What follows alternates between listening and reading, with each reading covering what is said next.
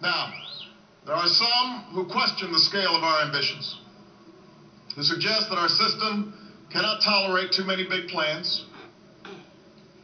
Their memories are short, for they have forgotten what this country has already done, what free men and women can achieve when imagination is joined to common purpose and necessity to courage.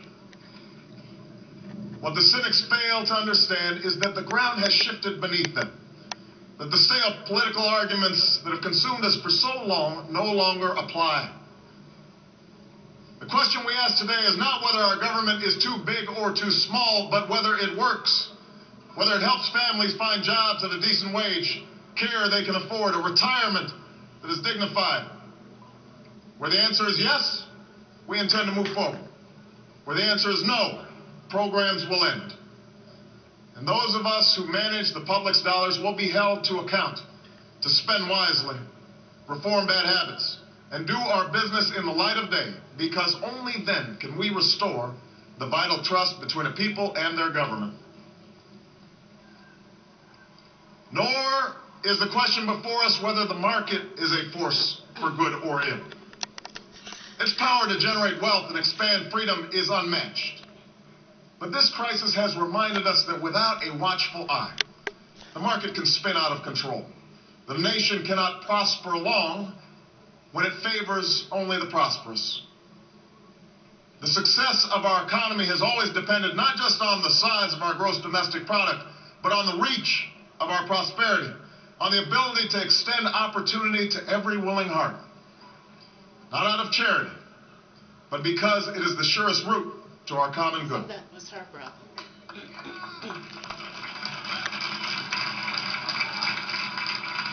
As for our common defense, we reject as false the choice between our safety and our ideals. Our founding fathers faced with perils that we can scarcely imagine, drafted a charter to assure the rule of law and the rights of man. A charter expanded by the blood of generations.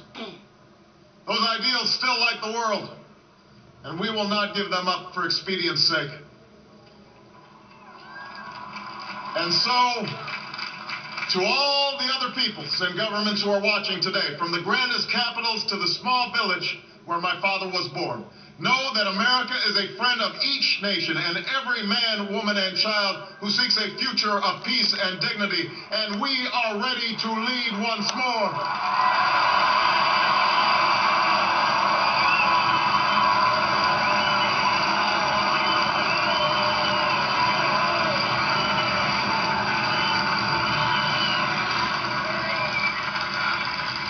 Recall that earlier generations faced down fascism and communism not just with missiles and tanks, but with the sturdy alliances and enduring convictions. They understood that our power alone cannot protect us, nor does it entitle us to do as we please. Instead, they knew that our power grows through its prudent use. Our security emanates from the justness of our cause, the force of our example, the tempering qualities of humility and restraint. We are the keepers of this legacy. Guided by these principles once more, we can meet those new threats that demand even greater effort, even greater cooperation and understanding between nations. We will begin to responsibly leave Iraq to its people and forge a hard-earned peace in Afghanistan. With old friends and former foes, we will work tirelessly to lessen the nuclear threat and roll back the specter of a warming planet. We will not apologize for our way of life, nor will we waver in its defense.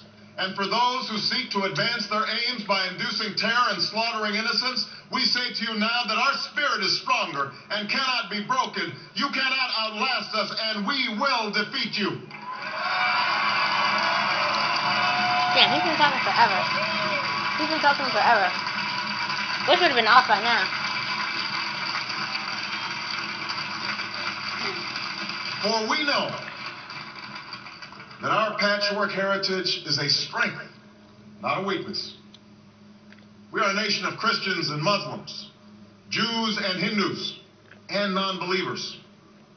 We are shaped by every language and culture, drawn from every end of this earth. And because we have tasted the bitter swill of civil war and segregation and emerged from that dark chapter stronger and more united, we cannot help but believe that the old hatreds shall someday pass, that the lines of tribe shall soon dissolve, that as the world grows smaller, our common humanity